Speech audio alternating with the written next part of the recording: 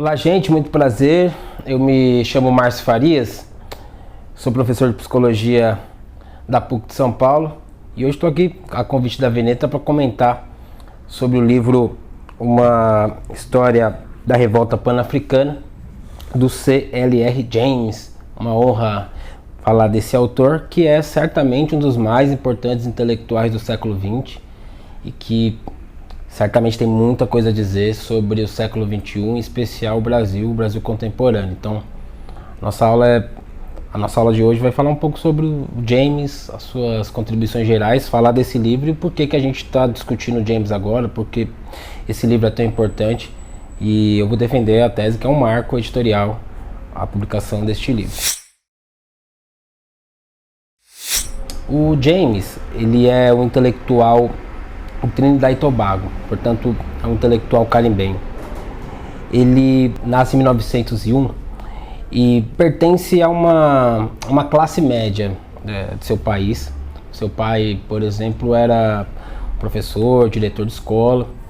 Portanto, o James tem uma tradição de uma família de recursos, ainda que não pertencesse às elites. Ele pertencia a uma classe média, tinha acesso a uma formação erudita e era incentivado pelo pai e pela mãe a esses estudos, mas ao mesmo tempo ele sempre se vinculou às manifestações populares, em especial o cricket, que é um esporte muito famoso e importante em seu país. Ele não foi só jogador na juventude, mas posteriormente, já formado, atuando como jornalista, uma das suas primeiras atuações, vai, dentre outras coisas, escrever um pouco sobre esse esporte. Mas nesse interim, o James também tem contato com a política.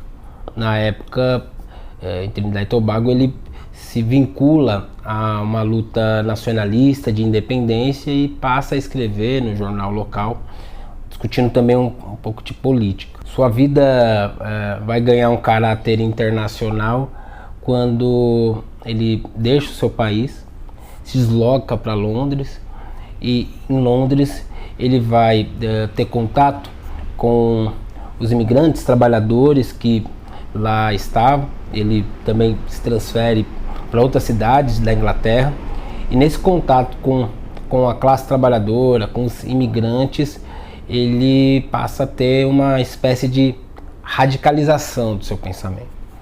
O contato com a teoria marxista, o contato com a obra de Lenin e posteriormente, e sobretudo com a obra de Trotsky, darão ao James um novo horizonte político, uma nova guinada em que a luta precisava se conectar, a luta específica precisava se conectar à luta geral, à luta contra o capital. Ao mesmo tempo, James tem contato e discussões com outros intelectuais oriundos de países outrora colônia da Inglaterra, e começa a ter contato com as experiências pan-africanas. Essa discussão do pan-africanismo na obra do James, portanto, ela diz respeito a uma experiência, a princípio, de aproximação teórica, política, e depois vai virar um tema de discussão e uma contribuição específica do James na compreensão do que é o pan-africanismo, tema dessa obra que a gente está lançando. Mas antes de avançar especificamente na discussão dessa obra, eu queria ressaltar um pouco desse percurso do James e, em especial, seu pertencimento, sua origem local e esse seu ciclo de circulação. A primeira chegada dele na Inglaterra em idos da década de 30 e da década de 40. James é um intelectual bastante singular, é um gigante do pensamento do século XX, mas o James, ao mesmo tempo, ele reflete todo um movimento intelectual e político existente no Caribe. O Caribe forjou ao longo do século XIX e ao longo do século XX um conjunto de experiências políticas e que vão desdobrar em uma perspectiva teórica de um humanismo radical, de uma perspectiva revolucionária, conectando a questão colonial, conectando a questão do capitalismo, da escravidão, da luta de classes, com as interfaces interseccionais, assim chamadas contemporaneamente. E um dos marcos históricos para explicar essa densidade do pensamento caribenho é necessariamente a Revolução Haitiana. A Revolução Haitiana, ela abre um flanco histórico importante para aquela região. Então há um marco da constituição de um ser social que lutou contra o colonialismo, enfrentou a escravidão, instaurou uma república, e por mais que houve percalços nesse processo ao longo do século XIX e século XX, legou um pensamento de um humanismo e de uma perspectiva revolucionária que vai se expressar em autores como, no caso inglês, além do James, a gente tem o Eric Williams, George Pardmore, Claudia Jones e também os pensadores francófonos. O Frantz Fanon é uma grande referência, mas também a Aimé Césaire. Mas antes desses autores, uma série de outros intelectuais também compuseram um cenário intelectual em que há de se pensar uma presença negra, uma perspectiva histórica e radical. No século XIX, por exemplo, o Antenor Firmin escreve um texto ainda hoje clássico, que a gente infelizmente ainda não tem publicado no Brasil, que é um tratado sobre a igualdade das raças humanas, contrapondo o pensamento do Gobineau, intelectual francês que defendia a diferença entre raças e que, na contraposição dessa ideia de diferença entre raças, né, da desigualdade entre as raças, tal como o Gobineau propõe, o Antenor Firmin vai apresentar as possibilidades de se pensar a partir de uma experiência negra a igualdade das raças humanas.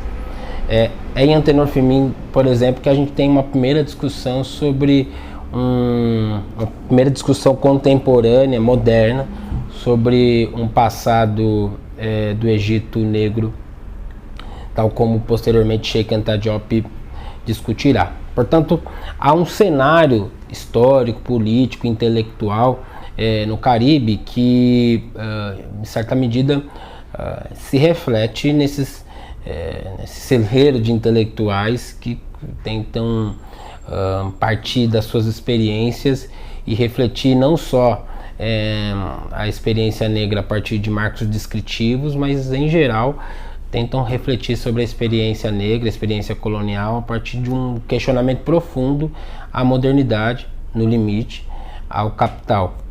Portanto, acho que é preciso destacar que o James, ainda que um vulto intelectual com obras muito importantes, né, na interpretação para a compreensão do mundo moderno, da crítica radical ao capitalismo, é ao mesmo tempo um intelectual que é fruto desse ambiente caribenho, que tem uma revolução haitiana e um ciclo que o próprio James posteriormente vai analisar, que é a conexão entre, do ponto de vista dos marcos históricos, da Revolução Haitiana e posteriormente a Revolução Cubana. Não é pouco, uma região aqui das Américas em que nós temos dois marcos tão importantes de processos disruptivos, né? A Revolução Haitiana no primeiro momento e posteriormente a Revolução Cubana. Então, acho que uma primeira aproximação importante da obra do James é esse marco desse pensamento caribenho tão presente nas suas reflexões. Mas há de se pensar o James também como um intelectual singular e a sua vasta produção teórica. Como nós já havíamos dito, James chega em Londres na década de 30 e no início da década de 40, e naquele contexto tem contato com outros intelectuais que estavam refletindo sobre a luta de classes, sobre as condições da classe trabalhadora como um todo, mas também pensando nas dimensões do racismo, vivenciado não só nas diferenças entre países coloniais, submetidos à colônia, e as metrópoles, mas também no interior das grandes metrópoles. O racismo vivenciado por sujeitos em Londres, em Paris, em Nova York, um pensamento antirracista internacional também é fruto dessa experiência de deslocamento e chegada desses sujeitos oriundos de países coloniais e semicoloniais nas metrópoles, nas capitais das principais potências imperialistas, em especial Estados Unidos, França e Inglaterra. Nesse sentido,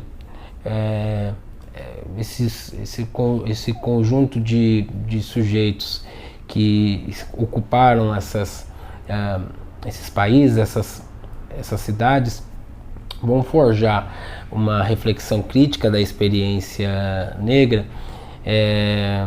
no primeiro momento dentro dos marcos daquilo que eram os instrumentos de luta de esquerda, mas também vão começar a ter certas diferenças com esses instrumentos, sobretudo no que diz respeito ao trato da questão racial e da questão colonial.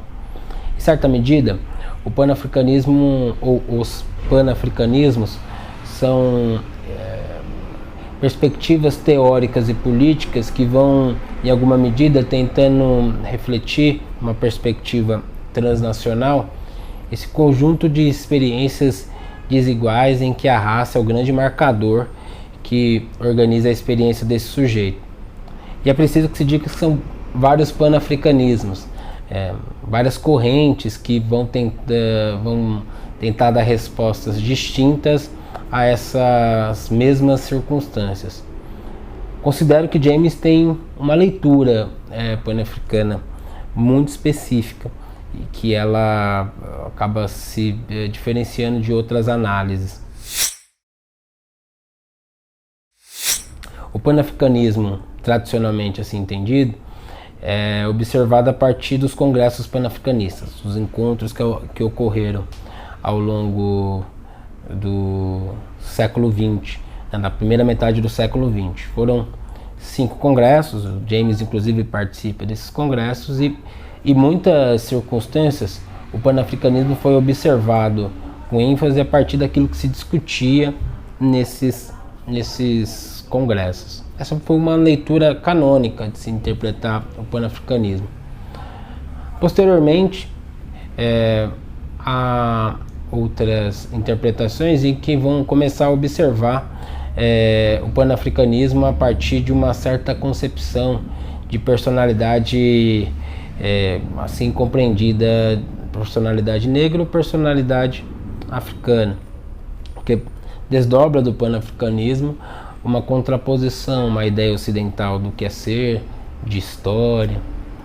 E por fim, há uma tendência de se pensar o panafricanismo a partir das independências africanas. Essas foram e são ainda interpretações importantes, com legados interessantes para que nós possamos compreender o que foi o panafricanismo, mas há a definição do próprio James, que esse livro, lançado pela primeira vez em 1939, com uma reedição no final da década de 60, qualifica essa interpretação. E qual é ela? James, diante desse cenário de origem, das novas circunstâncias em que ele se apresenta já em Londres, posteriormente na sua circulação pelos Estados Unidos, no convívio com os intelectuais negros de esquerda e outros que questionavam a esquerda, por outro lado, a sua convivência no interior das internacionais comunistas, tanto a Terceira Internacional quanto a sua ruptura, a Quarta Internacional, o diálogo com as perspectivas trotskistas e toda uma discussão em torno das táticas e estratégias políticas, autodeterminação dos povos ou um instrumento que organize a luta antirracial e anticolonial. Esse cenário como um todo vai estar refletido na maneira pela qual o James aborda uma história da revolta pan-africana. Nesse livro que a gente passa a ter a condição de ler agora no Brasil, James faz uma investida, que é uma investida teórica muito importante.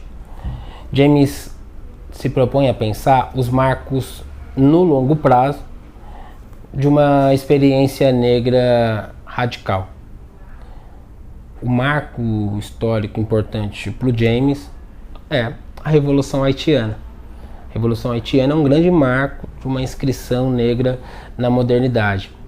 Portanto, é ela que, de certa medida, dá referências a outras formas de organização negra que ocorreram ao longo do século XX. Essa virada que o James faz no primeiro momento de tentar entender a Revolução Haitiana, aqui no Brasil a gente teve contato.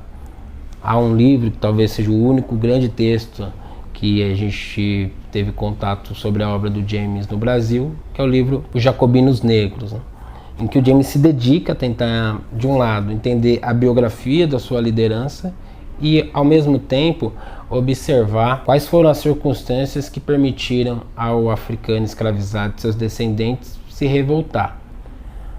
O marco importante da interpretação do James é a dimensão da cultura. Ele observa que as massas, a partir da experiência cultural, e no caso da Revolução Haitiana, da experiência religiosa, tem nesse marcador cultural uma espécie de bengala que permitiu a esse sujeito se reerguer, começar a dar os primeiros passos e confrontar a ordem.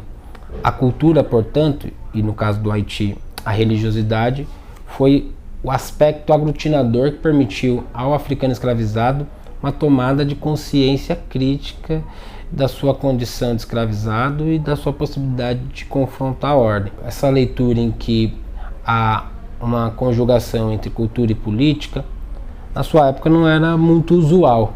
Religiosidade nos campos da esquerda ao qual James pertenceu não via com a mesma profundidade a relação entre cultura e política. Em muitos aspectos, a religiosidade, em especial a religiosidade popular, a religiosidade oriunda de povos africanos, não era entendida como um instrumento de emancipação. Já na discussão sobre Revolução Haitiana, James se atenta à importância da religiosidade como um aspecto importante da Revolução Haitiana. E por quê? Porque a cosmovisão religiosa confrontou-se com a experiência que aqueles sujeitos estavam vivendo. Havia uma ética, um valor social, fazia com que aqueles sujeitos não aceitassem tacitamente a condição de escravizado. Mas mais do que isso, tem uma experiência ritualística que vai permitindo a esse sujeito reconstituir valores morais, éticos, estéticos. Portanto, é na religiosidade, contraditoriamente, que esses sujeitos vão forjando uma consciência e um processo de emancipação política.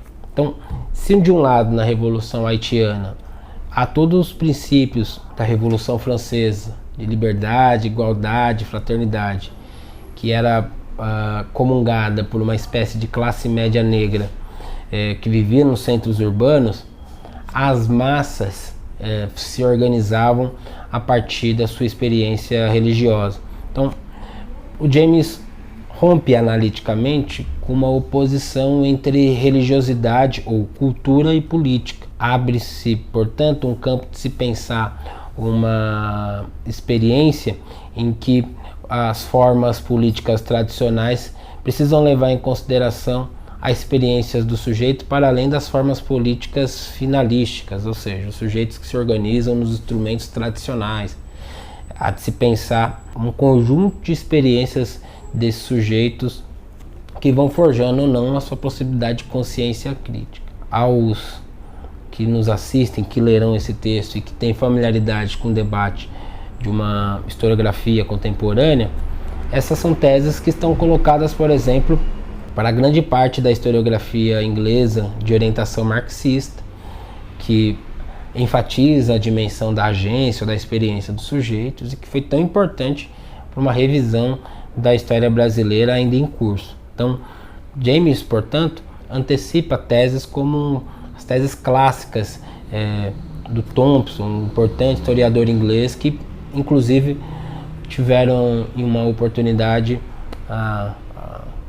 um diálogo que é facilmente acessado na internet. Então, James recupera um pouco dessas teses existentes no Jacobinos Negros e busca aqui, portanto, observar não mais uma revolta específica, mas fazer uma análise de longo prazo, de longa duração, em que essa revolta ela inaugura a experiência negra num diapasão de um conjunto de experiências de confrontos à ordem existente nas mais variadas regiões, tendo marcadores que se aproximam, mas que se distinguem, tem algum nível de distinção. Esse é um marco importante porque, em certa medida, aquilo que um intelectual mexicano chamado Daniel Montañez chama de uma espécie de ontologia histórica entre os autores carimbenhos.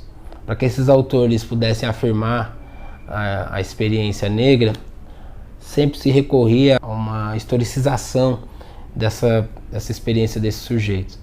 Portanto, a Revolução Haitiana é uma espécie de marco que conforma no longo prazo essa experiência negra na modernidade. Mas não só.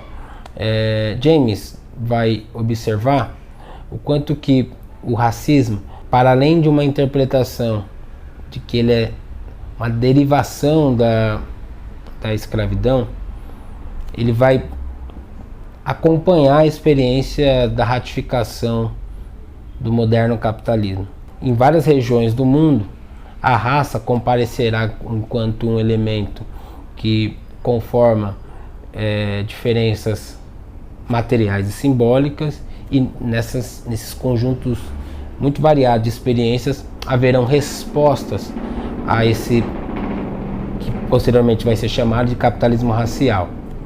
Observa com certa atenção as experiências urbanas, em especial dos Estados Unidos, isso levando em consideração a primeira edição de 39, mas mais do que isso, avança nesse seu marco de interpretação, já na edição de 69, absorvendo as experiências urbanas, as experiências campesinas, as independências africanas. Quero aqui destacar um outro ponto desse livro que me parece importante, que é a maneira pela qual o James debate as contribuições do Marcus Garvey, do garveyismo, e toda a ala da experiência pan-africana que, oriunda do Caribe, posteriormente forjada nos Estados Unidos, ganhou repercussões internacionais e ainda hoje é um marco de referência para o movimento negro. Contrapondo grande parte da interpretação também de setores da esquerda e de certos setores do movimento negro de esquerda, James vê não de maneira tão negativa a experiência e a proposta do Marcus Garvey. Tenta absorver as contradições do processo da forma como Marcus Garvey, o líder jamaicano que organiza a luta negra nos Estados Unidos e que propõe, nesse sentido, um retorno concreto e simbólico à África, e que, portanto, na sua famosa frase de pé, ó raça gloriosa, discute a importância da tomada de consciência internacional da luta negra. James considera que não foi pouco a experiência que uniu uma multidão de pessoas negras nos Estados Unidos e que posteriormente organizou mundo afora outras formas de enfrentamento ao racismo. Ainda que Garvey e as pessoas que seguiam a sua orientação política apresentassem contradições no que diz respeito à absorção ou não de uma experiência negra no capitalismo, o James enfatiza nesse livro que um primeiro êxito do Marcus Garvey foi justamente a capacidade dele de atentar-se de uma luta, que a luta antirracista ela precisava ser internacional. A atenção que Garvey dá também a uma dimensão subjetiva dessa experiência e o quanto que era preciso que essa população se orgulhasse da sua experiência e tivesse um contato com uma história africana diferente daquele que foi legado pelo colonialismo, pela escravidão. Que a sua capacidade de aglutinar multidões tenha dado respostas a essa experiência, para além de uma manipulação das massas ou outra forma de uma luta que capitulava-se frente ao capital. Portanto, Marcus Garvey para o James é um capítulo importantíssimo da luta antirracista internacional. E se a gente for observar historicamente, figuras como Kwame Nkrumah, o líder da rebelião, da revolta e da independência em Gana, faz justamente um movimento de absorção das teses de Garvey, mas em correlação a outras perspectivas teóricas e políticas, dentre elas o marxismo, dentre elas a leitura leninista, para forjar como líder, junto com seus demais companheiros, a independência em Gana, que é uma experiência também muito importante para o James. Acho que a experiência ganesa e o que representou Kwame Nkrumah, esse intelectual que James conheceu na Inglaterra e que décadas depois será a grande liderança de uma das independências mais importantes do primeiro ciclo de luta contra o colonialismo no continente africano, efetiva na história a tese do James. Além da independência de Gana e o conjunto das independências africanas que James posteriormente acompanhará, o ciclo das independências africanas que se iniciam na década de 50, que duraram uma primeira primavera africana até metade da década de 70, James também está atento às novas experiências de luta antirracista nos Estados Unidos. Há uma radicalização da luta estadunidense que, desde a Segunda Guerra Mundial, com o retorno dos soldados negros que chegam da Segunda Guerra como simbolicamente heróis da nação, mas que não poderão usufruir do então estado de bem-estar social que parte da classe média estadunidense vivenciar, não terão a oportunidade de usufruir plenamente dessa experiência de estado de bem-estar social e, portanto, vão começar a viver uma experiência, uma nova onda de questionamentos e críticas aos Estados Unidos como um todo. Seus filhos e outros jovens voltam a uma nova agenda de enfrentamento ao racismo, cuja a insígnia das lutas pelos direitos civis vão tendo escaladas até uma radicalização. Da tentativa de interpelar o Estado pela supressão das leis de separação, pelas políticas que poderiam trabalhar a especificidade desse grupo em detrimento do histórico de desigualdade, até a radicalização por meio de Panteras Negras. Foram décadas em que a luta negra estadunidense foi ganhando densidade, não só política, mas também teórica. E James, por outro lado, nesse contexto passa a ser uma referência agora, já um autor maduro, que dá subsídios para essa nova juventude negra que confronta a ordem, de referências de se pensar formas políticas que compreendessem a importância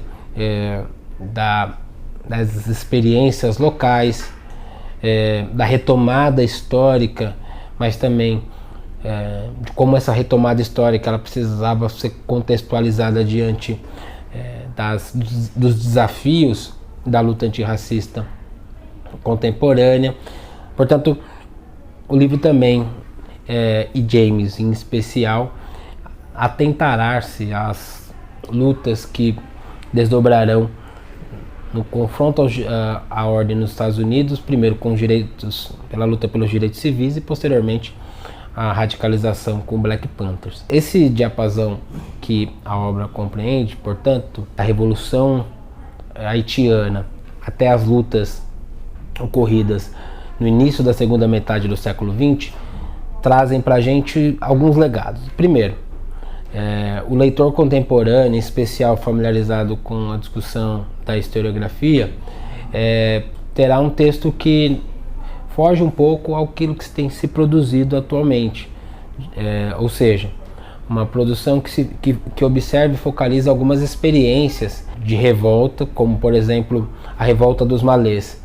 Há uma profunda discussão sobre a revolta dos malês, uma profunda investigação sobre essa revolta, investigada por um determinado autor. A revolta dos marimbondos, uma outra revolta em que outro autor vem se dedicando. Enfim, essa espécie de micro-história que tem contribuições significativas para que nós possamos revisitar a história do Brasil com outras lentes e portanto, permitindo que a gente faça uma revisão, e essa revisão que eu estou afirmando aqui não é necessariamente negativa, uma revisão de fato da nossa história, e essa forma de se interpretar e de se fazer história tem dado contribuições significativas, mas, por outro lado, raramente a gente tem obras em que os autores se propõem a pensar conexões, né, de longa duração entre um conjunto de experiências, ainda mais levando em consideração experiências em diferentes locais, em diferentes regiões. Então, o primeiro aspecto da obra, Uma História da Revolta Pan-Africana, é que se trata de uma interpretação de longa duração. Então, James tem uma proposição em que ele trabalha com um arco histórico bastante significativo. São quase 200 anos.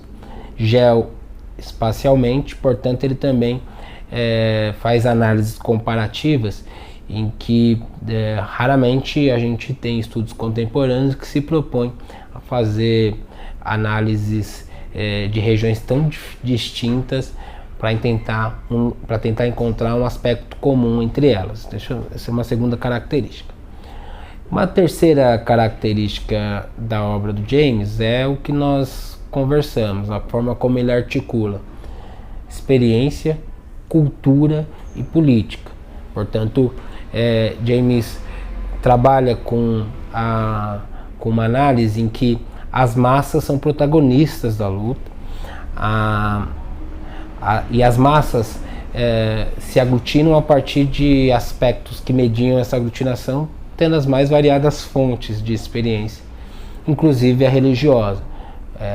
Não é, portanto, uma contradição em termos para James que certas emancipações políticas virão de experiências culturais tradicionalistas, em algumas circunstâncias religiosas. Para ele isso não é, a princípio, uma contradição em partes, porque não elimina o fundamento que aglutina no limite esses grupos, que é a desigualdade, a luta de classes, o lugar que esses sujeitos ocupam nas relações sociais como um todo. Então, essa é uma terceira característica. Um grande legado da obra do James, nesse sentido, é a maneira como ele interpreta e como ele chama de a internacional antirracista. No caso brasileiro, essa compreensão ela se ratifica na história. A década de 60, 70, 80 é o momento em que, a sua maneira, o movimento negro brasileiro, seus intelectuais, passam a analisar o racismo no Brasil como uma espécie de mais um capítulo dessa internacional antirracista que o James aqui nos apresenta.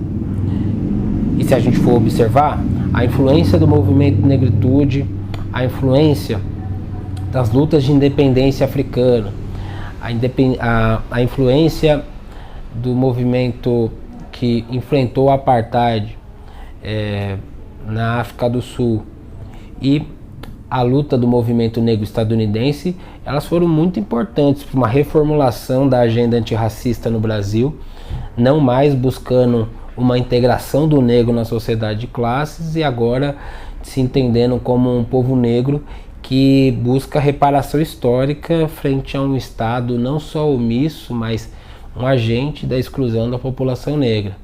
Mais do que isso, o movimento negro brasileiro nessa agenda também reivindicará uma perspectiva de recuperação histórica, não só da escravidão, mas mais do que isso. O movimento negro apontará para a necessidade de uma discussão sobre uma história africana que nos possibilitaria superarmos uma visão unilateral da nossa história. E isso tem marcos, inclusive, legais, né? A Lei 10.639, uma política pública no campo da educação, é a efetivação histórica dessa agenda da década de 60 e década de 70. O movimento negro também absorve as categorias de análise que vão diferenciar o racismo entre relações interpessoais, o racismo institucional e o racismo estrutural. Essas diferenciações analíticas possibilitaram ao movimento negro uma ampla capacidade de não só interpelar o Estado, mas fazer um convencimento da opinião pública e evidenciar as mazelas do racismo, seja na desigualdade, na violência de Estado, nas diferenças materiais e simbólicas ao qual essa população está submetida na experiência brasileira. Portanto, essa proposição de uma internacional antirracista, tal como James apresenta, tem sentido histórico quando a gente analisa a experiência do movimento negro brasileiro, da agenda da luta antirracista brasileira nas últimas 4, 5 décadas. O leitor e as pessoas que discutirão essa obra perceberá que a obra ainda assim não adentra com a profundidade que nós gostaríamos na experiência brasileira. As hipóteses são as mais variadas, mas é preciso lembrar que o Brasil, por muitas décadas, ao longo de quase todo o século XX, propagou uma ideia de que aqui não havia discriminação racial. Essa ideia ela se difundiu pelas mais variadas formas a toda uma geração de intelectuais negros de outros lugares que tiveram contato com obras como do Gilberto Freire ou, posteriormente, uma discussão crítica do Florestan Fernandes, que em alguma medida vai iniciando uma agenda de denúncia sobre a desigualdade racial no Brasil.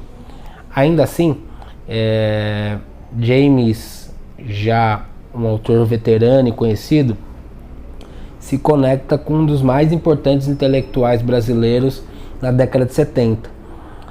James e Abdias do Nascimento comungam de certas experiências de espaços de trocas internacionais entre militantes e intelectuais negros, e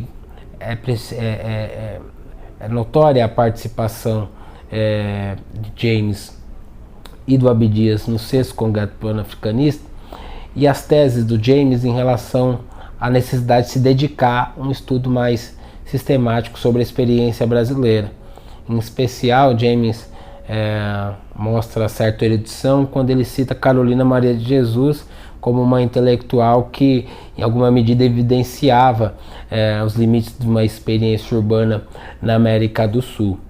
Obviamente que esse capítulo precisa ser escrito por nós. O legado teórico do James, na sua forma de analisar a luta antirracista ao longo do século XX, diz menos sobre a forma como ele analisou especificamente as revoltas, os movimentos que aqui a gente lerá, mas sobretudo como ele nos ajuda a refletir sobre como se é possível ler a luta antirracista tendo o marco, né, da luta contra o capital como grande horizonte, mas ao mesmo tempo absorvendo formas de aglutinação em que a cultura, a religiosidade e outras esferas da experiência também devem ser levadas em consideração.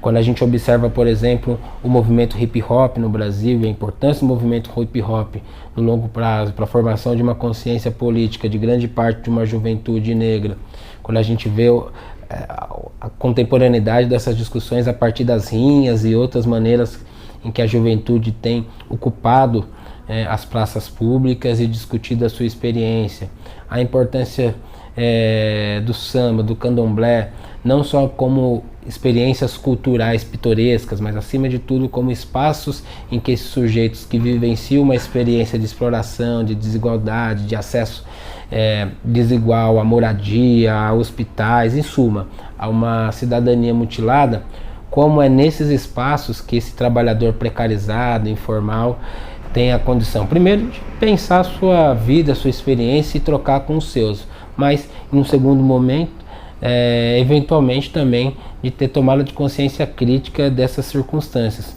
Esse é um legado do James nessa sua obra, que dialoga muito com outros autores, como Lélia Gonzalez e também Clóvis Moura, mas mais do que isso, há um contexto contemporâneo em que a gente tem três grandes frentes, né, de interpretação, ou três grandes grupos que, com as ramificações internas, têm tentado fazer o enfrentamento ao racismo. Um setor liberal progressista que tem uma aposta ambígua tanto no mercado quanto na interpelação do Estado. Esse setor tem uma grande contribuição para que o debate do racismo esteja na esfera, né, do debate público. No entanto, a sua falta de radicalidade tem legado uma certa incapacidade desse setor de dar respostas à experiência como a precarização do trabalho, a informalidade, mas também a violência policial. Então, são setores muito importantes que têm conseguido colocar o debate do racismo na esfera pública, no entanto, não conseguem dar respostas àquilo mesmo que colocam no debate público. A dispensar como é que a gente conecta, por exemplo, o debate do racismo e a reforma trabalhista, a reforma da Previdência, a violência de Estado, isso. O segundo setor, que é um dos temas que o James debate, olhando para a experiência negra estadunidense, caribenha e africana, é o que tem sido chamado de setor afrocentrado, ou que reivindica certa leitura pan-africana. Acho que para esses setores, o James alarga o horizonte de entender o que é panafricanismo, para além de uma leitura única, né, de uma história pan-africana, como o panafricanismo é uma experiência multifocal, multideterminada, com características muito variadas. Por fim, né, aos setores mais à esquerda, James nos convoca a uma interpretação em que a experiência negra, a luta contra o capitalismo, elas podem e devem não só ter o legado da recuperação das grandes tradições teóricas, e que elas são importantes. É preciso reler Fanon, é preciso reler e começar a ler Aimé Césaire, é preciso avançar na discussão sobre Clóvis Moura e outros grandes e outras intelectuais, mas é preciso dar respostas a essa experiência, análises que corroborem para que esses sujeitos saibam de onde vêm e para onde vão. Portanto, por isso que eu considero essa obra do James um marco editorial. Ela, enfim, está publicada, e que a gente agora possa se aprofundar nos seus estudos e, partindo desse legado, das respostas ao nosso tempo, tal como James deu as respostas ao seu tempo. Então, convido todos a se debruçarem sobre essa obra, que a gente possa, a partir desse momento, portanto, ter James nas nossas leituras de cabeceira, e que as suas contribuições façam com que a gente possa avançar na luta contra o racismo no Brasil. É isso, agradeço novamente o espaço e seguimos no diálogo. Forte abraço.